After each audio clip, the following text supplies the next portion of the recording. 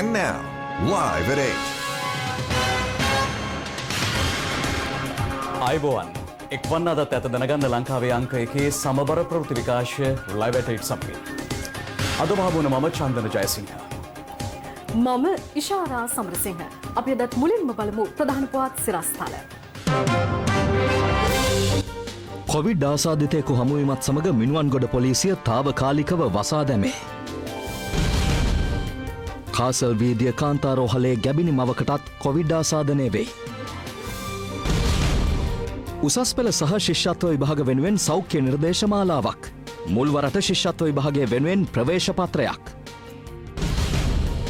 සහරාන්ට ඉන්දියාවට පලායාමට රිෂාඩ් බදියුදීන්ගේ සහෝදරයෙකු උදව් කළ බව මහේෂ් සේනානායක පාස්කු කොමිසමේදී කියයි. මාධ්‍යයට විවෘත නොවූ පිල්ලයන්ගේ සාක්ෂිය. රටට උදව් කර විතරයි. පෞද්ගලික ප්‍රචාර අවශ්‍යයක් නැහැ. ඒ කියන්නේ කියන්න බැරි දේවල් තියෙනවා එච්චර ගොඩක්. LPL ක්‍රීඩක අලවිය යලි කල්යයි. මේ වන විට රට තුළ පවතින තත්ත්වය පිළිබඳව ජනාධිපති ගෝඨාභය රාජපක්ෂ මහතා සිය ෆේස්බුක් පිටුව ඔස්සේ සටහනක් තබමින් ජනතාවගෙන් ඉල්ලීමක් කර තිබෙනවා. අවධානයෙන් සහ අවබෝධයෙන් යුතුව කටයුතු කරන ලෙසයි ජනාධිපතිතුමා එමගින් ජනතාවගෙන් ඉල්ලා ඇත්තේ. ජනාධිපති ගෝඨාභය රාජපක්ෂ මහතාගේ ෆේස්බුක් සටහන මෙසේයි. උපුටා ගැනීම. COVID-19 උවදුර මුළු ලෝකෙම වෙලාගත් මොහොතක ශ්‍රී ලාංකේය ජාතියේ ශක්තිමත් බව විදහාලමින් අපි ඒ මර්ධනය කළෙමු. අද වන විට COVID-19 නැවත රට තුළ හිසෝසවා ඇත. පෙරසේම අපගේ සෞඛ්‍ය ආරක්ෂක අනෙකුත් සේවාංශ මෙම උවදුරින් අප බේරා ගැනීම සඳහා සියලු කටයුතු කරනු ලබයි. මේ අභියෝගාත්මක අවස්ථාවේදී සෞඛ්‍ය නිලධාරීන් විසින් ලබා දී ඇති උපදෙස් පිළිපදින ලෙසත් ඇතැම් පාර්ශවයන් විසින් බෙදාහනු ලබන අසත්‍ය ප්‍රචාරවලට නොරවටි පිළිගත හැකි රාජ්‍ය තොරතුරු සේවාවලින් අවශ්‍ය තොරතුරු ලබා ගන්නා ලෙසත් ඉල්ලමි. උපුටා ගැනීම අවසන්. මෙවර පහ ශ්‍රේණිය ශිෂ්‍යත්ව විභාගයට සහ අපොස උසස් පෙළ විභාගය වෙනුවෙන් ප්‍රථම වරට විභාග ශාලා සඳහා සෞඛ්‍ය පිළිවෙත් අනුගමනය කිරීම සම්බන්ධව සොයා බැලීමට අතිරේක සහකාර ශාලාධිපතිවරුන් පත් කිරීමට විභාග දෙපාර්තමේන්තුව තීරණය කර තිබෙනවා. එමෙන්ම ශිෂ්‍යත්ව විභාගය වෙනුවෙන් ප්‍රථම වරට මෙවර විභාග ප්‍රවේශ පත්‍රයක්ද නිකුත් කරන බවයි විභාග කොමසාරිස් ජෙනරාල් පී සනත් පූජිත මහතා අප සමග සඳහන් කළේ. මෙවන විට රටේ උද්ගතව ඇති වාතාවරණය හමුවේ මෙවර අධ්‍යයන පොදු සාධක පත්‍ර උසස් පෙළ විභාගය සහ පහශ්‍රේණිය විභාගය නියමිත පරිදිම පැවැත්වීමට රජය ඊයේ තීරණය කළා. ඒ අනුව පහශ්‍රේණිය ශිෂ්‍යත්ව විභාගය ඔක්තෝබර් මාස 11 විභාග මධ්‍යස්ථාන 2936දී පැවැත්වීමට නියමිතයි. ශිෂ්‍යත්ව විභාගය වෙනුවෙන් අයදුම්කරුවන් 3,31,694ක් සුදුසුකම් ලබා සිටිනවා. මෙවර ශිෂ්‍යත්ව විභාගය වෙනුවෙන් ප්‍රථම වරට විභාග ප්‍රවේශපත්‍රයක් නිකුත් කිරීමට විභාග දෙපාර්තමේන්තුව තීරණය කර ඇති අතර අපේක්ෂකයින් තම විභාගාංකය ඇඳුමේ වම්පස පැළඳ සිටීම අනිවාර්ය වනවා. විභාග මධ්‍යස්ථාන වෙත දරුවන් කල් වේලා ඇතිව රැගෙන යන ලෙසත් මව්පියන් විභාග මධ්‍යස්ථාන තුළට ඇතුළු නොවිය යුතු බවත් අධ්‍යාපන දෙපාර්තමේන්තුව දන්වා සිටිනවා. අධ්‍යයන පොදු සාධක පත්‍ර උසස් පෙළ විභාගය ඔක්තෝබර් 12 වෙනිදා සිට නොවැම්බර් 6 වෙනිදා දක්වා පැවැත්වීමට කටයුතු යොදා තිබෙනවා. COVID-19 වෛරසයේ ව්‍යාප්තිය හේතුවෙන් විභාග මධ්‍යස්ථාන තුළ සෞඛ්‍යාරක්ෂිත ක්‍රමවේද රැසක් අනුගමනය කිරීමටද සැලසුම් කර ඇති අතර ඩෙංගු මර්ධනයට විභාග ශාලා අවට දුමායනය කිරීමටත් කටයුතු යොදා තිබෙනවා. COVID-19 වෛරසයේ ව්‍යාප්තිය නිසා යම් රෝගී තත්ත්වයක් හෝ ඇතිවිය හැකි හදිසි තත්ත්වයන් සඳහා අවශ්‍ය ක්‍රියාමාර්ග ගැනීමට සෞඛ්‍ය අමාත්‍යාංශය, ආරක්ෂක අමාත්‍යාංශය, ත්‍රිවිධ හමුදාව, ආපදා කළමනාකරන මධ්‍යස්ථානය ඇතුළු සියලු අංශ එක්ව විශේෂ වැඩපිළිවෙලක් සකස් කොට ඇති බවයි ශ්‍රී ලංකා විභාග දෙපාර්තමේන්තුව පවසන්නේ. මෙවර සියලුම විභාග ශාලා වෙත සෞඛ්‍ය පිළිවෙත් අනුගමනය කිරීම සම්බන්ධව සොයා බැලීමට අතිරේක සහකාර ශාලාධිපතිවරුන් පත් කර සිටිනවා. සෞඛ්‍ය පිළිවෙත් අනුගමනය කිරීම අත්‍යවශ්‍ය බවත් ඒවා අනුගමනය නොකරන්නේ නම් හෝ එවැනි තත්ත්වයන් පිළිබඳව සැකයක් ඇතිවන්නේ නම් ඒ පිළිබඳව විභාග කොමසාරිස් ජෙනරාල්වරයා වෙත වාර්තා කිරීමටද අදාළ නිලධාරීන්ට උපදෙස් ලබා දී තිබෙනවා.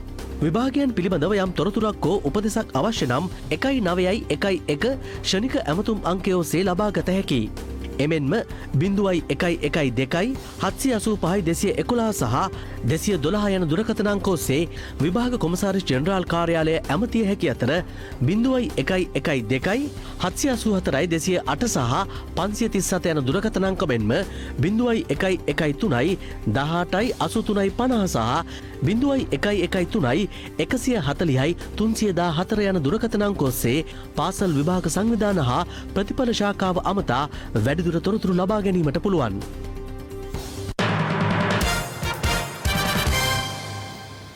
මිනුවන්ගොඩ බ්‍රැන්ඩික්ස් කර්මාන්ත ශාලාව ආශ්‍රිත COVID-19 පොකුරෙන් අද රෝගීන් 10 දෙනෙකු වාර්තා වුණා.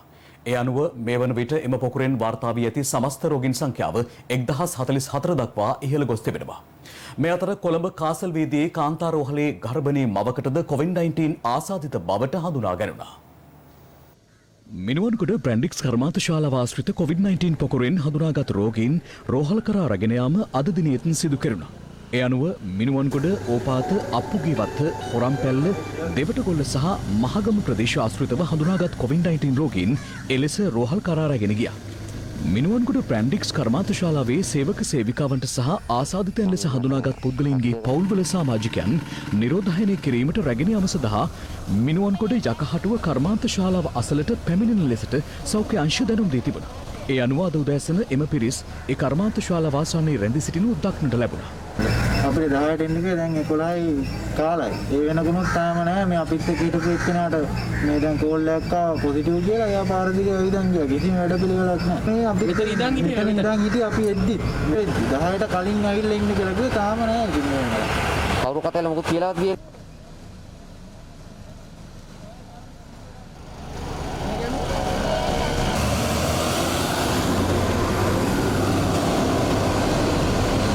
මේ අතර නිවේදනයක් නිකුත් කරමින් බ්‍රැන්ඩික්ස් සමාගම පවසන්නේ සිය කර්මාන්ත ශාලාවේ සමාජිකයන් 1394 දෙනෙකු PCR පරීක්ෂණවලට ලක් කර ඇති බවයි.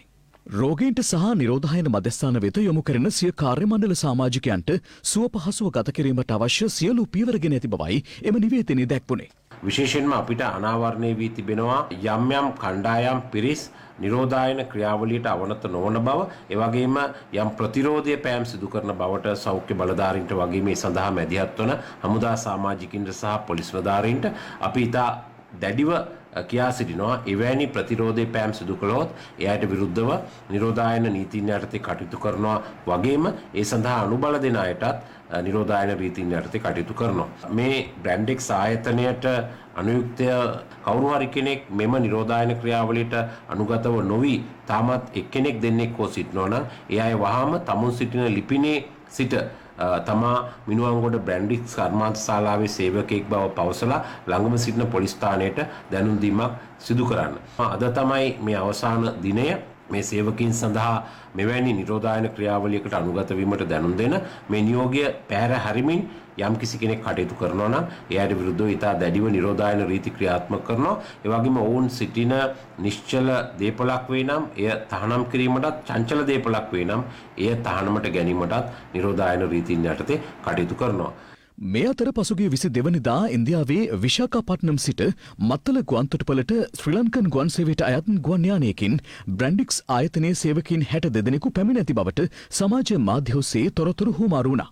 ඒ සම්බන්ධයෙන් කරුණු පැහැදිලි කරමින් බ්‍රැන්ඩික්ස් සමාගම නිකුත් කළ නිවේදනයේ දැක්වුණේ සිය ඉන්දිය කර්මාන්ත ශාලාවේ සේවය කරන ශ්‍රී ලාංකිකයන් සහ ඔවුන්ගේ පවුල්වල සමාජිකයන් මෙරටට ගෙන්වා ගැනීමට විශාඛපට්නම් සිට විශේෂ ගුවන් වාර 3ක් ක්‍රියාත්මක කළ බවයි.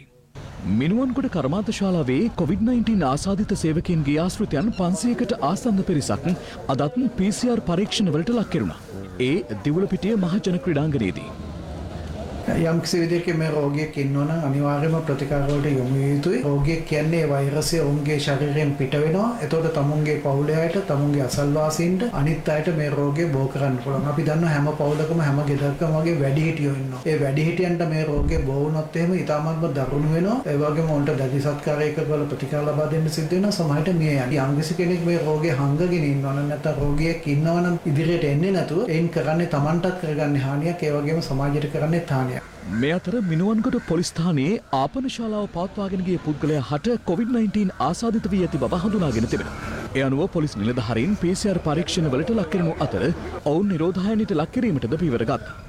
මේ පිළිබඳව විමර්ශනය කිරීමේදී අනාවරණය වුණේ ඔහුගේ පුත්‍රයා බ්‍රැන්ඩික්ස් මිනුවන්ගොඩ කර්මාන්ත ශාලාවේ සේවය කළ සේවකයෙක් බව අපි විශ්වාස කරනවා. ඔහුගෙන් මේ කොවිඩ් ආසාදිත තත්ත්වය අදාළ පුද්ගලයාට සම්ප්‍රේෂණය වෙන්නට ඇති කියා. කෙසේ වෙතත් මේ තත්ත්වය මත වැඩ බලන පොලිස්පති තුමා විසින් තීරණය කර තිබෙනවා తాවකාලිකව යම් වේලාවක් කාල පරිච්ඡේදයක් සඳහා මිනුවන්ගොඩ පොලිස් ස්ථානයේ සාමාන්‍ය සේවා කටයුතු නැවැත්වීම සඳහා විශේෂයෙන්ම මේ පොලිස් ස්ථානයට අනුයුක්ත පොලිස් නිලධාරීන් 85 දෙනෙකු PCR පරීක්ෂණ සහ නිරෝධායන ක්‍රියාවලිය සඳහා යොමු කිරීමට දැනටත් කටයුතු කරමින් පවතිනවා.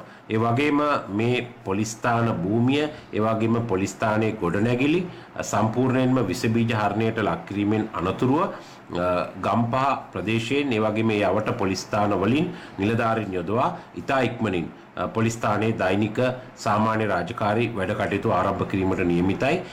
මේ අතර අද උදෑසන විකාශය වූ ස්වර්ණවාහිනී පත්තරේ වැඩසටහනට සහභාගී වෙමින් යුද හමුදාපති ලුතනන්ට් ජෙනරාල් ශවේන්ද්‍ර සිල්වා මහතා පැවසුවේ ඉදිරි දින කිහිපය තීරණාත්මක බවයි. ඒකින්ද විශේෂයෙන්ම රංගන ඔබගේ නාලික ප්‍රබල නාලිකාවක් ඔබගෙන් අපි ඉල්ලා සිටිනවා මේ දැනුම් දෙන්න. ඔබ මේ ප්‍රදේශයට ඇවිල්ලා ගිහිලා තිබ්බනම් කරුණා කරලා නිවෙස් වලට වෙලා රැඳී ඉන්න බලන්න. මේ ඉදිරි දින කිහිපය ඉතාමත් වැදගත් වෙනවා. ඔබට යම්කිසි අපහසුතාවයක් තියෙනවා නම් ගිහිල්ලා PCR පරීක්ෂණයක් කරගන්න උත්සාහ කරන්න. යම්කිසි අවදානමක් ඉදිරි දින 7 තුල අනිවාර්යයෙන්ම තියෙනවා රටේ විවිධ ප්‍රදේශවලට. ඒකින්ද අනවශ්‍ය අයවලුන් පාරට බහින්න එපා. ඇඳිරි නීතිය නොදැම්ම, නිරෝධායන නීතිය නොදැම්ම කියන්නේ ප්‍රදේශයේ ආරක්ෂිතයි කියලා කිසිසේත් මේ වෛරසය යොමු වන ආකාරයට කියන්න බෑ. ඒකින්ද තාමත් ඕනකමින් කියන්නේ ඔබ ඉතාමත් පරිස්සම් වෙන්න. මිනුවන්ගොඩ බ්‍රැන්ඩික්ස් පොකුරාශ්‍රිතව ඊයේ දිනේ පමණක් COVID-19 ආසාදිතයන් 202 දෙනෙකු වාර්තා වුණා. ඔවුන්ගෙන් 3 දෙනෙක් එහි කාර්යමණ්ඩල සමාජිකයන්ගේ ආශ්‍රිතයන්. මිනුවන්ගොඩ බ්‍රැන්ඩික්ස් කර්මාන්ත ශාලාව ආශ්‍රිතව හඳුනාගත් COVID-19 රෝගීන්ගේ ආශ්‍රිතයන් සොයා තවදුරටත් දිවයින පුරා පරීක්ෂණ ක්‍රියාත්මකයි. මේ වන විටත් දිවයිනේ ප්‍රදේශ කිහිපයකින්ම එම ආශ්‍රිතයන් COVID-19 රෝගීන් ලෙස හඳුනාගෙන තිබෙනවා. කාසල්වේතියේ කාන්තාරෝහලේ ගැබිනි මවකට COVID-19 ආසාදිත බවට හඳුනාගෙන තිබෙනවා. ගම්පහ මේරිකම ප්‍රදේශයේ පදිංචි 28 හැවිරිදි කාන්තාවක් COVID-19 ආසාදිතයෙකු බව මෙලෙස හඳුනාගැනුණු අතර ඇය වැඩිදුර ප්‍රතිකාර සඳහා මුල්ලේරියාව රෝහල වෙත යොමු කෙරුණා.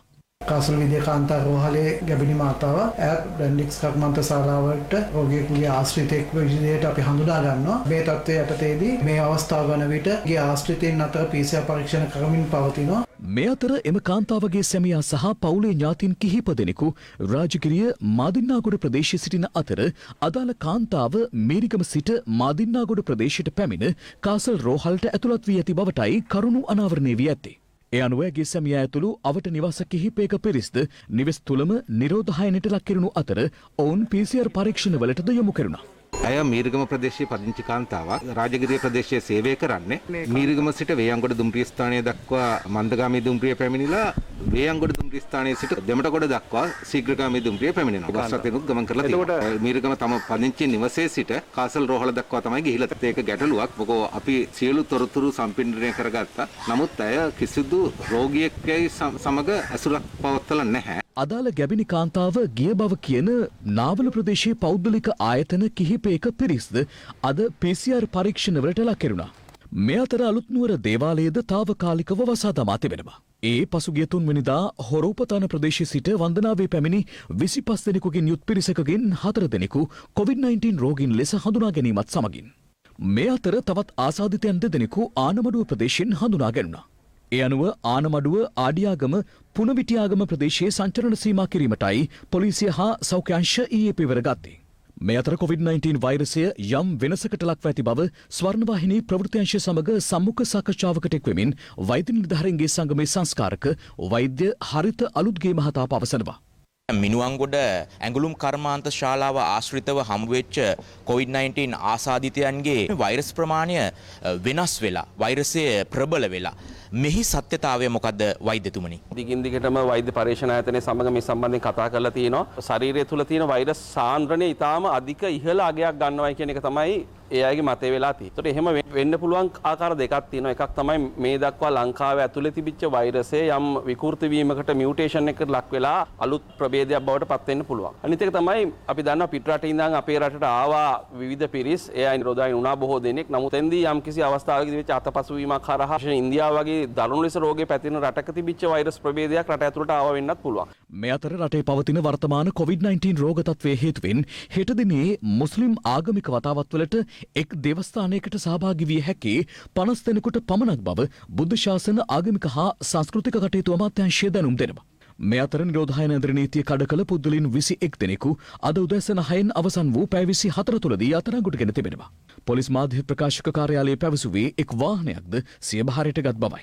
ඒ අනුව මේ වන විට අත්අඩංගුවට ගෙන ඇති සමස්ත පුද්ගලයන් සංඛ්‍යාව 80ක් වන අතර පොලිස් බහරයට ගෙන ඇති වාහන සංඛ්‍යාව 19ක්. ඇඳරි නීතිය බලපැවැත්වෙන ප්‍රදේශවලට අත්‍යවශ්‍ය පාරිභෝගික භාණ්ඩ සාධාරණ මිලකට බෙදා හැරීමේ අරමුණින් හෙට සිට ගම්පහ දිස්ත්‍රික්කයේ සියලුම සතොස් අලවිසැල් සමුපකාර ප්‍රාදේශික හා ආර්ථික මධ්‍යස්ථාන සියල්ල විවෘතව තැබීමට තීරණය කර තිබෙනවා. ඒ අනුව වැලිසර ආර්ථික මධ්‍යස්ථානයේද හෙට සිට විවෘතව තැබෙන බවයි වෙළඳ අමාත්‍යාංශය පවසන්නේ. මේ අවස්ථාවේ අපි සියලු දෙනාගේම ඉල්ලා සිටින්නේ අනවශ්‍ය ලෙස අත්‍යවශ්‍ය ආහාර කරගන්න ස්ටොක් කරගන්න අවශ්‍යතාවයක් නැහැ. අනවශ්‍ය ලෙස ස්ටොක් කරගත්තොත් අපි කරන්නේ කළු කඩකාරයන්ට අධික ලෙස මිල ශීඝ්‍රයෙන් වැඩි කිරීමට අපි ඉඩ ප්‍රස්තාවක් ලබා දී. ඒ නිසා ඇතිවෙන්න ලංකා සතොස් ජාලය තුලින් ආහාර ලැබෙනවා. ලබා ගන්න පුළුවන් අපේ ගබඩාවල මේ අවස්ථාවේදී පරිප්පු මෙට්‍රික් ටන් 700ක් තියෙනවා. සහල් මෙට්‍රික් ටන් 1000කට වැඩි තියෙනවා. ඒ නිසා කිසිම දෙයකට බය වෙන්න අවශ්‍ය නැහැ. ආහාර ද්‍රව්‍යවල කිසිම අඩුපාඩුවක් වෙන්නේ නැහැ. කොළඹ ICBT ආයතනයට පැමිණි සිසුවෙකුට COVID-19 වෛරසය ආසාදනය වී ඇති බවට එම ආයතනය නිවේදනයක් නිකුත් කරමින් සඳහන් කරනවා. පසුගිය 4 වන ඉරිදා මෙම සිසුවා අදාළ ආයතනයට පැමිණ තිබෙනවා. මේ වන විට COVID-19 ආසාදිත සිසුවා වෛද්‍ය ප්‍රතිකාර සඳහා යොමු කර ඇති බවද එම ආයතනය නිකුත් කර ඇති නිවේදනයේ දැක්වෙනවා.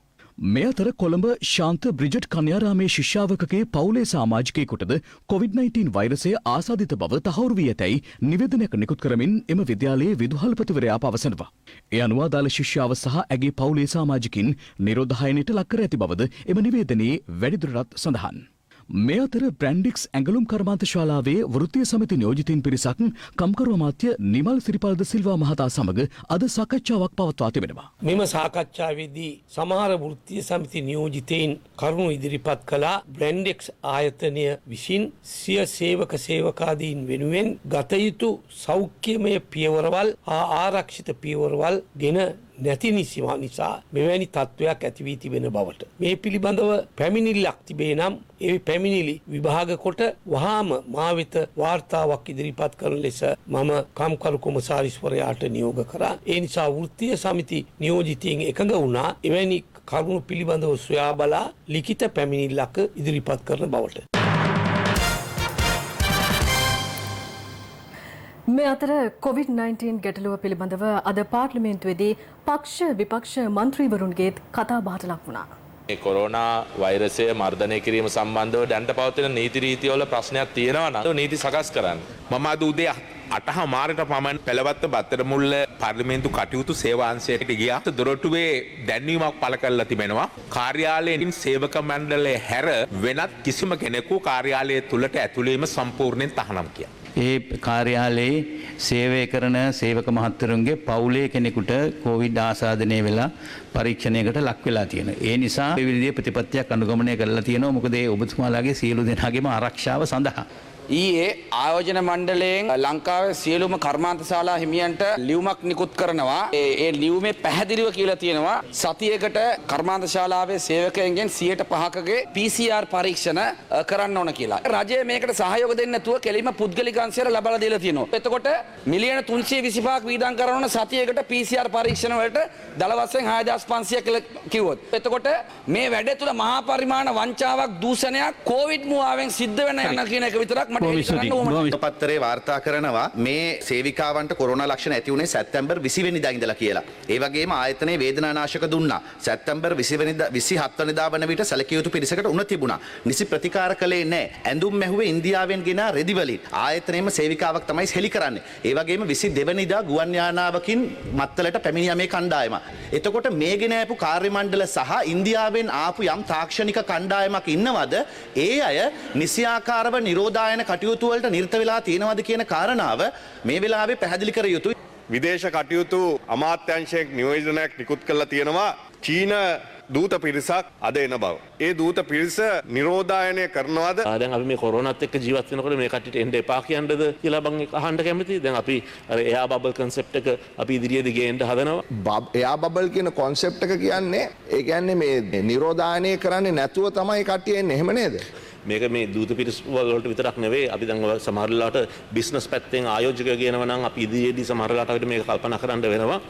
ඒකෝට ඒ කට්ටිය ඇවිදින් දුරස්ථභාවයේ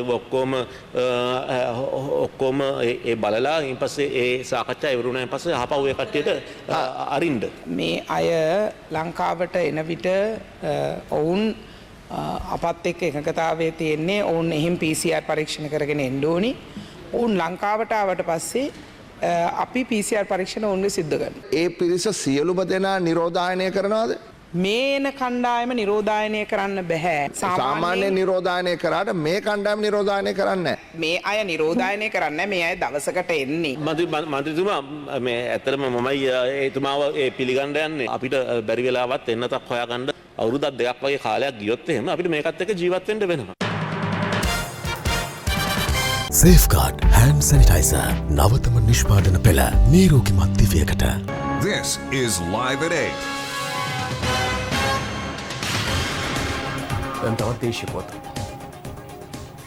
පාස්කෝ බෝම්බ ප්‍රහාර මාලාව එල්ලවීමටත් ප්‍රථම සහරාන් හෂීම්ට බෝට්ටුවකින් ඉන්දියාවට පලා යාමට රිෂාඩ් බදියුදීන්ගේ සහෝදරයෙකු උපකාර කළ බවට බුද්ධි තොරතුරක් යුද හමුදා බුද්ධි අංශයට ලැබී තිබූ බව විශ්‍රාමික යුද හමුදාපති ජෙනරල් මහේෂ් සේනානායක මහතා පවසනවා. ඊයේ පාස්කෝ කොමිසම හමුවේ සාක්ෂි දෙමින් ඔහු වැඩිදුරටත් සඳහන් කළේ එම බුද්ධි තොරතුර පිළිබඳව ජාතික බුද්ධි ප්‍රධානියා දැනුවත් කිරීමටද පියවරගත් බවයි. පාස්කුරිදා ත්‍රස්ත ප්‍රහාරය පිළිබඳව විමර්ශනය කෙරෙන ජනාධිපති පරීක්ෂණ කොමිෂන් සභාව හමුවේ ඊයේ සාක්ෂි ලබා දීමට නියමිතව තිබුණේ එවකට හිටපු යුද හමුදාපතිවරයාව සිටි ජෙනරාල් මහේෂ් සේනානායක මහතායි. කෙසේවෙතත් ඔහු COVID-19 වෛරස ව්‍යාප්තිය හේතුවෙන් මෙරටට පැමිණීමට නොහැකිව ඩුබයි රාජ්‍යයේ රැඳී සිටීම නිසා වීඩියෝ තාක්ෂණය ඔස්සේ ඔහුගෙන් සාක්ෂි විමසීමට කොමිසම තීරණය කර තිබුණා. එලෙස කොමිසම සමග සම්බන්ධ වූ හිටපු යුද හමුදාපති මහේෂ් සේනානායක මහතාගෙන් කොමිසම ප්‍රශ්න කිරීම ආරම්භවෙන් පැවසුවේ සහරාන් හෂීම් සහ ජාතික තෞහිද් ජමාත් සංවිධානය පිළිබඳව කුමන කාලයක සිට දන්නේද යන්න පිළිබඳවයි. සහරාන් සහ ඔහුගේ සංවිධානය ගැන මට මුලින්ම තොරතුරු ලැබෙනකොට මම යාපනය ආඥාපති මාවනැල්ල බුදුපිළිම කැඩීම සහ වනාතවිල්ලුව පුපුරණ ද්‍රව්‍ය සිද්ධියට සහරාන් සම්බන්ධයි කියලා වසර ගණනාවක් තිස්සේ යුද හමුදා බුද්ධි අධ්‍යක්ෂ මණ්ඩලයේදී සහ ආරක්ෂක කවුන්සිලයේදී තොරතුරු දන්වා තිබුණා. එවගේම සහරාන්ට බෝට්ටුවකින් ඉන්දියාවට පලා යන්න රිෂාඩ් බදියුදීන්ගේ සහෝදරයෙකු උදව් කරලා තියෙනවා කියලත් යුද හමුදා බුද්ධ්‍යංශයට තොරතුරු ලැබුණා. අපි ඒ ගැනත් ජාතික බුද්ධි ප්‍රධානියා දැනුවත් කළා. හිටපු යුද හමුදාපතිවරයා වැඩිදුරටත් පැවසුවේ අන්තවාදීන් සම්බන්ධයෙන් කළ විමර්ශනවලදී යුද හමුදා බුද්ධ්‍යංශය සමග පොලිස් දෙපාර්තමේන්තුව යටතේ තිබුණු කාර්යාංශ ගැටලු ඇති කරගත් බවයි. මෙවැනි සිද්ධි හේතුවෙන් තමන් අවස්ථාව ඉල්ලා සිටියද ඇතැම් පරීක්ෂණ කටයුතු වලට මැදිහත් වීමට යුද හමුදාවට අවසර හිමි නොවූ බවද ඔහු පැවසුවා. මම හේමසිරි ප්‍රනාන්දු හිටපු ආරක්ෂක ලේකම්ගෙනුත් ඉල්ලුවා බුදුපිළිම කැඩීමේ සිද්ධිය සහ වනාතවිල්ලුවේ සිද්ධිය ගැන කරන පරීක්ෂණවලට සම්බන්ධ වෙන්න අපිට අවස්ථාවක් දෙන්න කියලා. ඒත් අපිට මේ සිදුවීම් දෙකටම අවස්ථාව හිමි වුණේ නැහැ. අපිව මේ වගේ පරීක්ෂණවලට සම්බන්ධ කර නොගැනීම රට තුළ මේ වගේ වාතාවරණයක් ඇතිවීමට හේතු වුණා. එහිදී කොමිසම ප්‍රශ්න කළේ අන්තවාදී කරුණු පිළිබඳව ආරක්ෂක කවුන්සිලය දැනුවත් කළ අවස්ථාවලදී එවකට අග්‍රාමාත්‍යවරයා ඊට ලබා දුන් විසඳුම් මොනවාද යන්න පිළිබඳවයි. එතුමන්ගෙන් අදහස් ලබා ගන්න එතුමා ආරක්ෂක කවුන්සිලයේ හිටියේ නැහැ. හිටපු අග්‍රාමාත්‍යවරයා ආරක්ෂක කවුන්සිලයේ පටන් අරගෙන විනාඩි 5ක් 10ක් යනකොට එතනින් පිටත් වෙලා යනවා. ඊට පස්සේ හිටපු නීතිය හා සාමය අමාත්‍යවරයාත් එතනින් පිටත් වෙලා යනවා.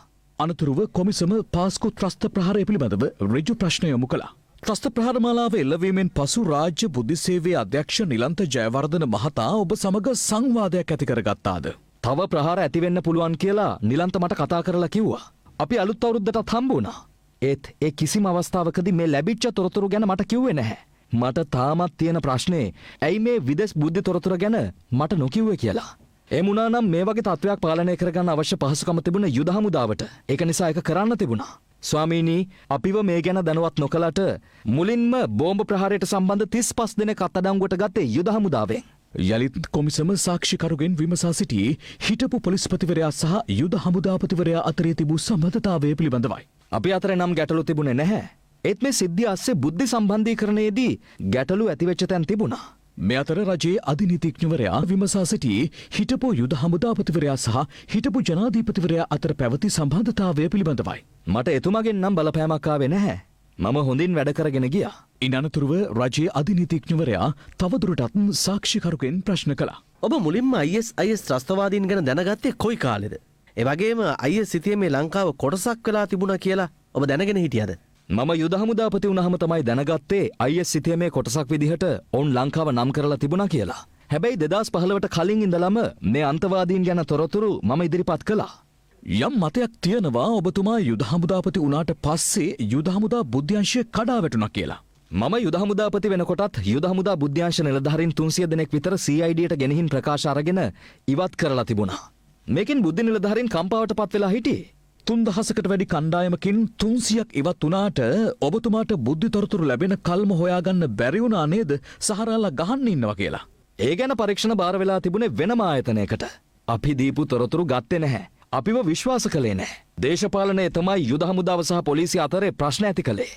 මේ අතර තමන්ද ඇතුළුව ජාතික ආරක්ෂක කවුන්සිලයට සහභාගී වූ අනෙකුත් නිලධාරීන්ට හිටපු ජනාධිපති මෛත්‍රීපාල සිරිසේන මහතාගේ තිබූ පිළිගැනීම කිසිදු අවස්ථාවක හිටපු පොලිස්පති පූජිත් ජයසුන්දර මහතාට නොතිබූ බව කොමිසමේදී මහේෂ් සේනානායක මහතා සඳහන් කර සිටියා. හිටපු ජනාධීපතිවරයා සහ පූජිත් ජයසුන්දර මහතා අතර ආරම්භයේදී කිසිදු ගැටලුවක් නොතිබුණද කිසිදා නොදුටු විවිධ පුද්ගලයන් පැමිණ ජනාධීපතිවරයාගේ ජීවිතයට තර්ජනයක් ඇති බව පවසමින් මාධ්‍ය සංදර්ශන පැවැත්වීම යන කරුණු නිසා ඔවුන් දෙදෙනා අතර ගැටුම් උග්‍රවීමට පටන්ගත් බවද ඔහු වැඩිදුරටත් පවසා තිබෙනවා. විශේෂයෙන්ම නාමල් කුමාරගේ පැමිණීමත් සමග මේ ගැටුම් උග්‍ර අතට හැරුණු බවයි හිටපු යුද හමුදාපතිවරයා සඳහන් කළේ. මෙම කරුණු අනාවරණය වීමත් සමග කොමිසම සාක්ෂිකරුගෙන් විමසා සිටි නාමල් කුමාර පිටුපස සිටි පුද්ගලයා හෝ ආයතනය පිළිබඳව දැන්වත්ව සිටියාද යන්නයි. එහිදී සාක්ෂිකරු සඳහන් කර ඇත්තේ ත්‍රස්ත විමර්ශන කොට්ටාශය ඔහු පසුපස සිටි ආයතනය බව තමන් දැනුවත් බවයි. එමෙන්ම හිටපු පොලිස්පතිවරයා සාමාන්‍යයෙන් මද්‍රව්‍ය වැටලීම් පාතාල ක්‍රියා සහ වෙනත් අපරාධ සම්බන්ධ තොරතුරු ජාතික ආරක්ෂක කවුන්සලයට වාර්තා කළ බවත් ඉස්ලාම් සහ අනෙකුත් ආගමික අන්තවාදී කටයුතු පිළිබඳව වාර්තා කළේ රාජ්‍ය බුද්ධි සේවයේ හිටපු අධ්‍යක්ෂ නිලන්ත ජයවර්ධන මහතා වන බවයි. මේ අතර පාස්කුවරිදා ත්‍රස්ත ප්‍රහාරය පිළිබඳ විමර්ශනය කරන ජනාධිපති කොමිසම හමුවේ අද සාක්ෂි ලබා දීමට කැඳවා තිබුණේ පාර්ලිමේන්තු මන්ත්‍රී ශිවනේශතුරේ චන්ද්‍රකාන්තන් මහතායි. ඔහු අද කොමිසමෙන් ඉල්ලීමක්ද කර තිබුණේ මාධ්‍යවේදීන්ගෙන් තොරව කොමිසම හමුවේ සාක්ෂි ලබා දීමට අවශ්‍ය බවයි. ඒ අනුව අද කොමිසම ආවරණය කිරීම සඳහා මාධ්‍යවේදීන්ට අවසර හිමි වූයේ නැහැ. මේකට තරහ නෙවෙයි. එහෙනම් නෙවෙයි. එහෙනම් රටට උදව් කර විතරයි. ඒ කියන්නේ පෞද්ගලික ප්‍රචාර අවශ්‍යයක් නැහැ. ඒ කියන්නේ කියන්න බැරි දේවල් තියෙනවා එච්චර ගොඩක්. සාරාංශව දැකලා තිබ්බද?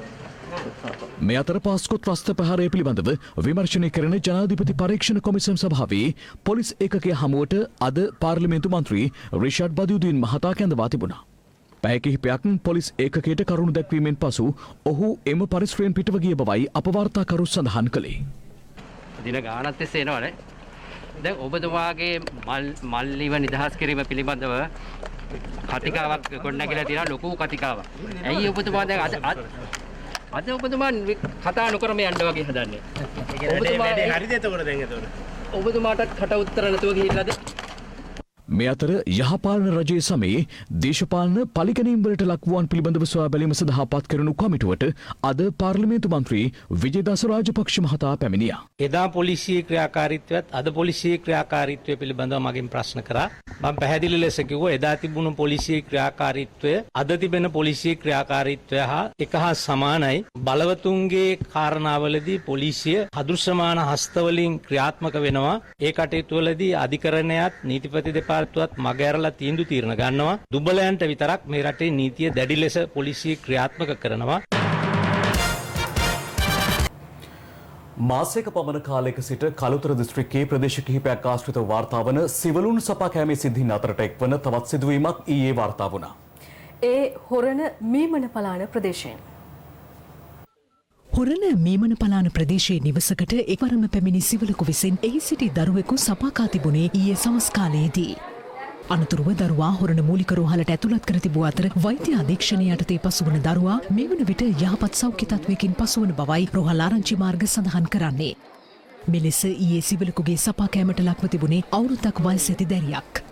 දමාන හරිය ඇවිල්ලා තියෙන්නේ මෙතන මේ ළමයි සෙල්ලම් කරගෙන ඉඳලා තියෙන්නේ මේ ගේ ඇතුලේ මේ ළමයි දෙන්න අතනේ ඉද්දී කොහොම හරි වයිෆ් බලන් හොදවල ඉඳලා තියෙන්නේ හරි මේ අනාරියෙක් වගේ එකෙක් එනවා අම්මේ කියලා එන තප්පරේට මෙයාට දොර වහ ගන්න බැරි වෙලා ළමයා අතට වඩා ගන්නකොට නරියා ගේ ඇතුලට රිංගලා තමයි කාලා තියෙන්නේ. ඉතින් දැන් ඒ වෙලාවේ කොහමද ගේ ඇතුළට රිංගලා කනකොට නරියාගේ ළමයාම ඇදගෙන බාත්රූම් එකට දුවලා තියෙනවා. මෙම සිද්ධියත් සමග ප්‍රදේශවාසීන් විසින් අදාළ සපා කැම සිදු කළ සිවලා මරා දමා ඇති අතර සිවලාගේ සිරුර වැඩිදුර පරීක්ෂණ සඳහා වනජීවි නිලධාරීන්ට බහර දී තිබෙනවා. ගෙවුණු මාසයක පමණ කාලය තුළ සිවිලුන් සපා කෑමේ සිදුවීම් රැසක් කළුතර දිස්ත්‍රික්කයේ ප්‍රදේශ කිහිපයකින්ම වාර්තා වුණා. එහිදී සෞඛ්‍ය බලධාරීන් කළ පරීක්ෂණවලින් අනාවරණය වුණේ මිල්ලනිය මදුරාවල හොරණ යන ප්‍රදේශ ආශ්‍රිතව ජීවත් වූ ජලබීතිකාව වැළඳුණු සිවිලුන් විසින් සුනකයින් මෙන්ම පුද්ගලයින්ද සපාකා ඇති බවයි. මේ අනුව සිවිලුන් හරහා ජලබීතිකාව වැළඳීමේ ප්‍රවණතාවක් වාර්තා වන බව තහවුරු වීමත් සමග සිවිලුන් සපා කෑමේ සිද්ධීන් වාර්තා වූ කළුතර දිස්ත්‍රික්කයේ සෑම ගම්මානයකම සුනකයින් සහ ගවයින්ට එන්නත් කිරීමේ කටයුතු ආරම්භ කිරීමටයි මහජන සෞඛ්‍ය නිලධාරීන් පියවර ගනු ලැබුවේ. ඒ සමගින් දැනට අප සමුගන්නවා. යලි හමුවෙමු රාත්‍රී 10ට. සුබ රාත්‍රිය.